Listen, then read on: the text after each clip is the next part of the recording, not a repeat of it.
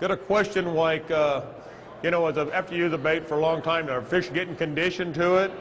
You know, they just getting smart to it. You know, why aren't they eating that bait? Well, I think they really do get conditioned to it. And I tell you, when I first started throwing a jerk bait, we picked the brightest, flashiest bait we could, and we threw it out there and we worked it. I mean, the bright, sunny day. And I really only threw two back in the very early days. It was a long A chrome minnow and a rattling rogue in the clown, which has got a gold back and a silver belly and a red head, lots of flash. And I mean, you could draw them fish out of 20, 25 foot of water, and they hit it like crazy. Now we got to use real subtle colored jerk baits. We want some rain, or we want some clouds, we want some wind. We want something to break some of that light penetration in the water, because they've got condition to it. I mean, those baits stopping and going, looking like a crippled or injured bait fish, they've got condition to them. Buzz baits, when they first started, it was crazy. We caught fish on buzz baits. I mean, when you shouldn't be catching fish on buzz baits. I mean, in the dead of winter. I mean, buzz baits were just phenomenal. Now, you know, they've really got used to them baits running on top of the water, buzz baits. Frog fishing. You know, when me and Bobby first started throwing frogs down in the Delta, it was stupid. We'd catch 100 fish a day every day. Now, a good frog bite in the Delta, you know, if you catch 8 or 10 fish a day on a frog, that's a good frog day. And they used to miss it. I mean, they'd miss it and we'd be excited and jerk it away from them back in the old days. But now, I mean, they'd miss it 4 or 5 or 6 times. Now, they'll miss it once and they ain't coming back. You just don't get it. Or the old cast it out, it hits the water, one and eat it. You know, as soon as it hit the water, one and eat it through the mat. Now, that doesn't happen near as often. They do get conditioned to baits. And they get to see them. They get popular. Everybody throws them. So, I mean, I really think they just get conditioned. Bass aren't, you know, super smart per se, but they get wise. I mean, a fish, especially with catch and release, that fish we caught might have been caught 4 or 5 or 6 times and turned loose. I mean, how many of you caught where you've already got hook holes in their mouths? So, I mean, I think they just get conditioned. They get, you know, I guess you could say a little smarter. It's a great question. You know, fishing's changed, and the question is, what's some of the techniques, what's a technique that was real popular in like the 80s and 90s that's really just died off and no one uses that we think we could probably bring back today and catch fish? Because, and there's a lot of them, but I mean, the first one that jumped to my mind was a split shot rig. Because, I mean, that used to be the deal. Before drop shot can come along, I mean, everyone threw a split shot rig and we caught the tar out of them. And I know it'll still work. I mean, all it is a mini Carolina rig. There's no doubt. So definitely a split shot rig.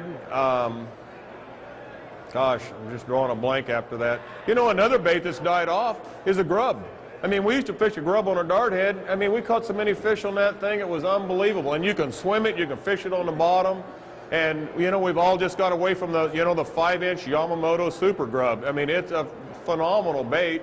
And I fish that bait a lot when I go up into Washington.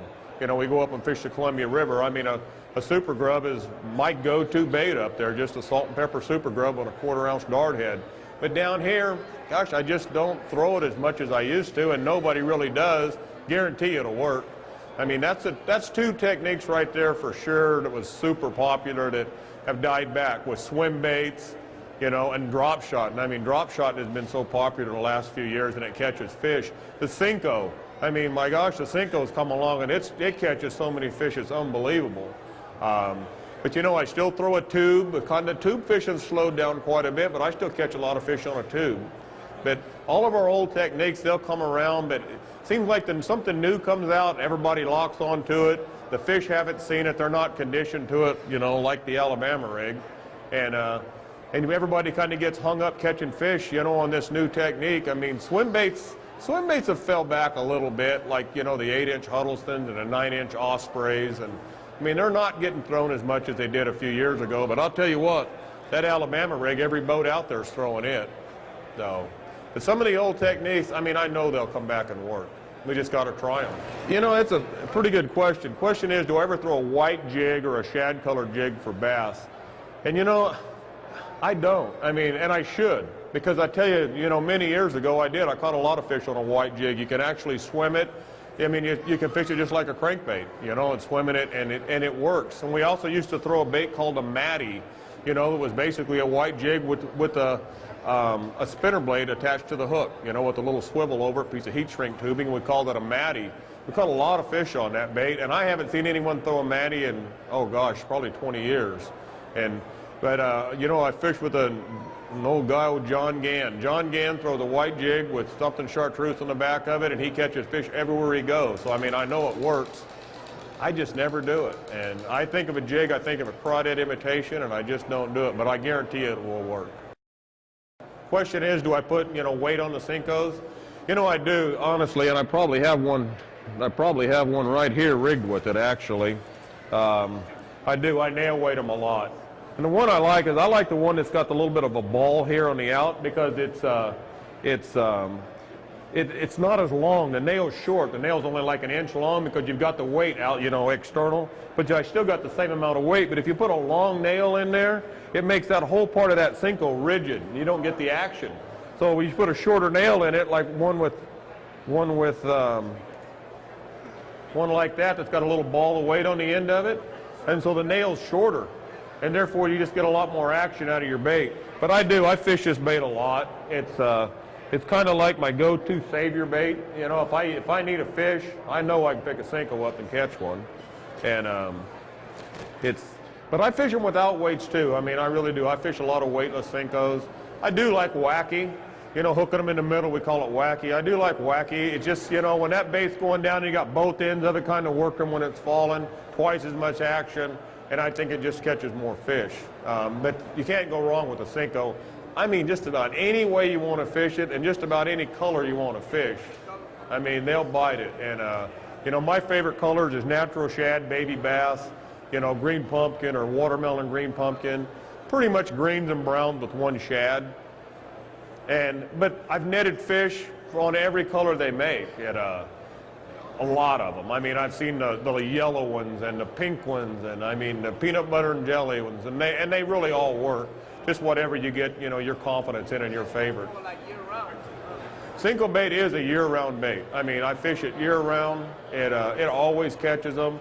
And if I had to say I could only fish one bait for the entire year, under every kind of situation, there's no question in my mind it's a cinco. Because you can just do so many things with it. The favorite rod I make.